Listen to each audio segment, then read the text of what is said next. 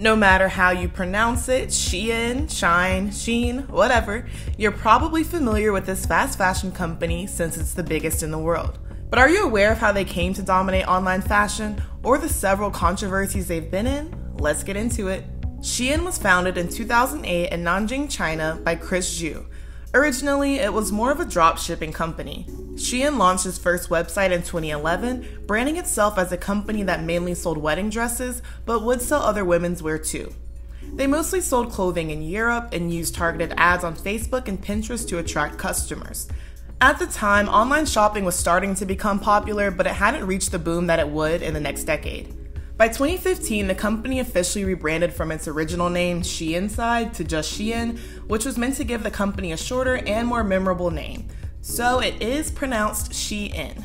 As the company grew, they acquired some in-house designers to make SHEIN branded clothing and became more exclusive with their vendors.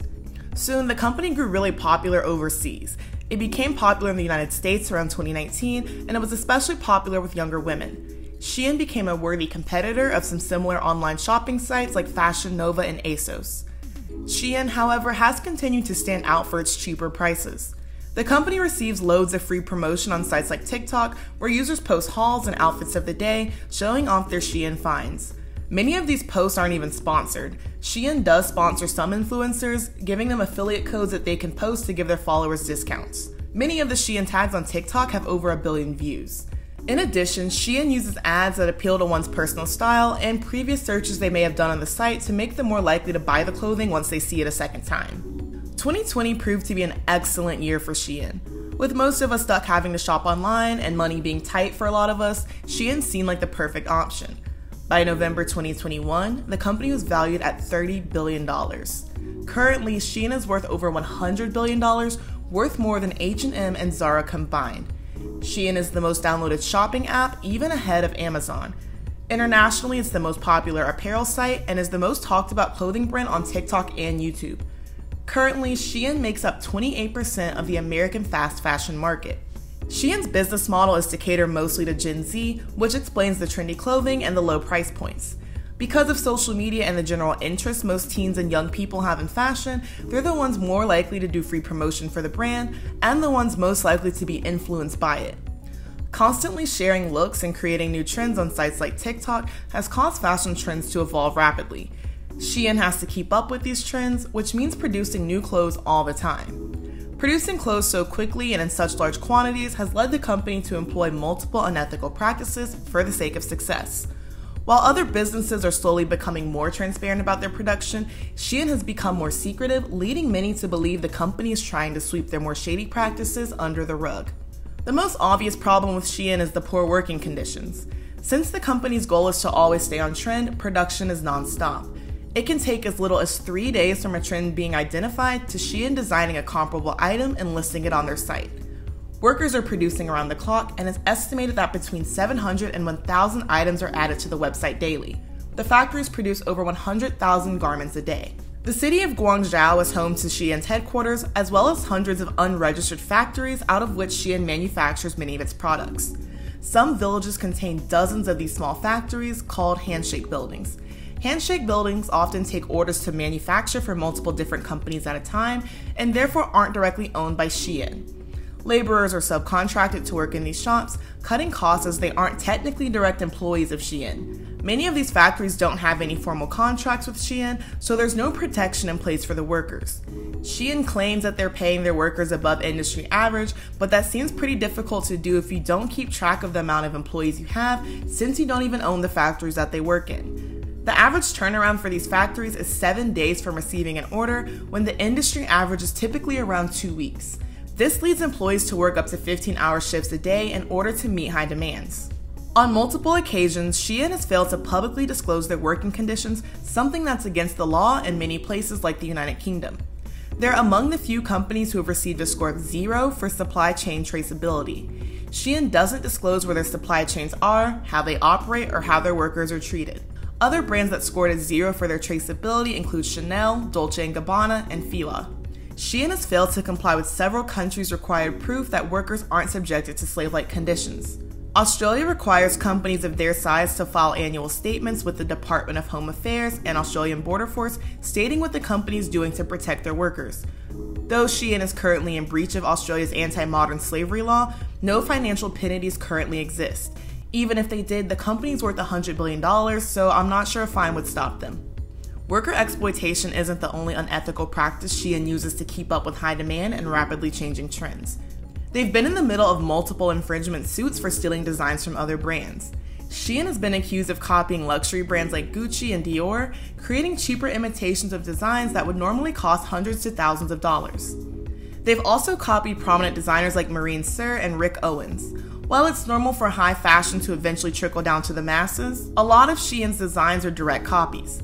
They were sued by Levi Strauss for copying a trademark jean pattern. Other brands like Ralph Lauren and Dr. Martens have also filed infringement suits against SHEIN, claiming their designs have been copied and that the poor quality of SHEIN's products could damage the reputations of the brands. In March, SHEIN was sued by streetwear brand Stussy for producing counterfeit items. The items weren't just copied, but they bore Stussy's name on them too. Stussy sued SHEIN for any and all profits that they'd made off the merchandise. SHEIN has not only ripped off larger, more established brands, but they've also been repeatedly accused of stealing from smaller designers. For many of these designers, this puts their business in jeopardy. They don't have the money to fight SHEIN in court, and SHEIN selling their designs for cheaper can crush their business. Since these smaller designers don't have the funds to mass produce and mass exploit other people, they can't compete with SHEIN's lower prices. Like many of these designers, 23-year-old Tracy Garcia was unaware her designs were stolen until an Instagram follower sent her a link to the SHEIN ripoffs. Tracy creates unique silk camisoles under her small business, Transformations by Tracy. Not only are her designs unique, they're also sustainably made. She sells them on her Etsy shop as well as the patterns to create them. According to Tracy, SHEIN hires employees to peruse social media sites for inspiration, aka creative designs that they can copy. Alexia, a black-owned indie brand, has also accused SHEIN of copying their exact design and color scheme for a crochet top. The original top is handmade in Nigeria and sells for $330, while SHEIN's ripoff sells for only $17. The designer explained that it can take days to knit each top, and with the intricate design, it's easy to understand why. SHEIN is so notorious for copying smaller designers, there's a tag on TikTok called SHEIN Stole My Design. On it, small designers expose SHEIN's theft and urge others to spread the word. In some cases, if the pressure is enough, SHEIN takes down the design. A boycott SHEIN tag has also become popular on TikTok to bring to light both the theft from small brands as well as the exploitation of workers. SHEIN's only response on this matter is maintaining that they respect designers' intellectual property and that they do their best to rectify legitimate complaints. SHEIN doesn't only steal designs, but a lot of the images they use on their sites to sell the clothes. Many of the images on SHEIN's listings are just taken off of people's social media whenever they've posted themselves wearing the item or something similar. In some cases, the person is wearing a designer item and SHEIN copies it, but then they still post the person wearing the original item on their site. Influencers have spoken up about this, saying that they never submitted a picture to SHEIN or gave SHEIN consent to use their images. It all just goes back to SHEIN cutting corners and outsourcing almost everything, which really just means them stealing other people's work and their content. Putting these types of pictures on the website also misrepresents a lot of their clothes. Often people think they're getting a higher quality garment than what they really are because of the better quality of the pictures. Sometimes there's a complete difference between the color of the item, the fabric, or the cut entirely. Some of the items come with ripped seams or seams missing, or the fabric would tear with little wear. A lot of the garments that look fitted in their image were completely shapeless and unwearable once people opened them and tried them on. SHEIN has also been involved in controversies regarding culturally insensitive designs. In July of 2020, SHEIN had an item called Greek trim fret carpet listed on their site. Shoppers realized the design looks similar to Muslim prayer rugs, and the insensitive designs include Muslim iconography like the Kaaba, the most sacred place in Islam. After the outcry, SHEIN released an official statement offering an apology and announcing the listing would be removed. Less than a week after this fiasco, SHEIN was blasted over the internet for selling a necklace with a swastika pendant. SHEIN apologized by saying that it was intended to be a Buddhist swastika. Though that may be the culture where it originated, it's universally known that the symbol is no longer used publicly because of its association with Nazis. Again, they removed the item from the site. The following year, SHEIN listed a phone case with what appeared to be a white police officer drawing a chalk outline around a handcuffed black man. SHEIN claimed the phone case was designed in support of Black Lives Matter and to honor victims of police brutality like Mike Brown. This still didn't sit well with people, and SHEIN eventually announced on Twitter that they removed the case from the site. They also admitted that they'd never even gotten the original artist's permission to use their artwork. When the artist was made aware of his work being stolen, he explained what the original intention of the work was, and he asked SHEIN to donate any money they made to Black Lives Matter. Aside from how they make their garments, SHEIN has also been under fire for how some of them are packaged.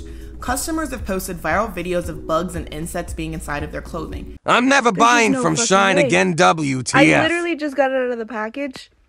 Bro, what the my cheeks are literally with chills right now. What the fuck is this shit? I'm gonna move out. Bro, what the fuck?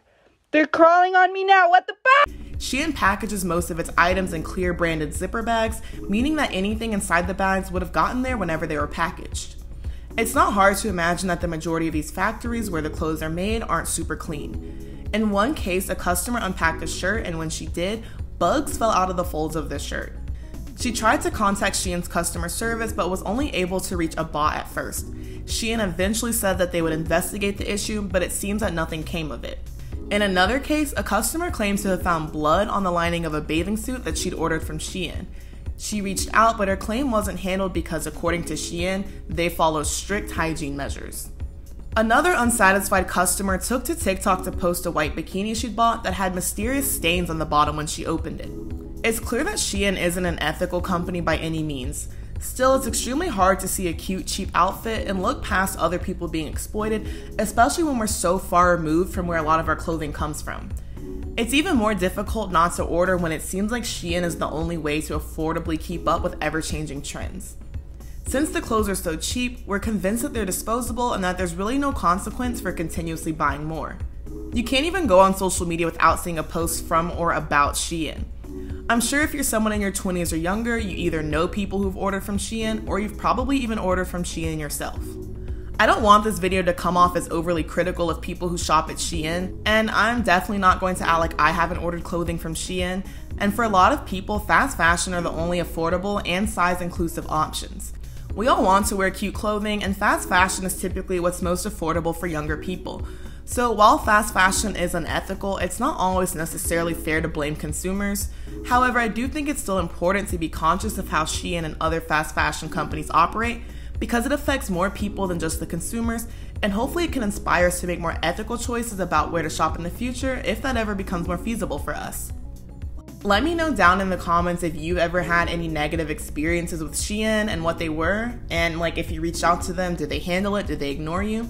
But anyways, if you enjoyed this video, be sure to like and subscribe, and I will see you in my next one. Bye!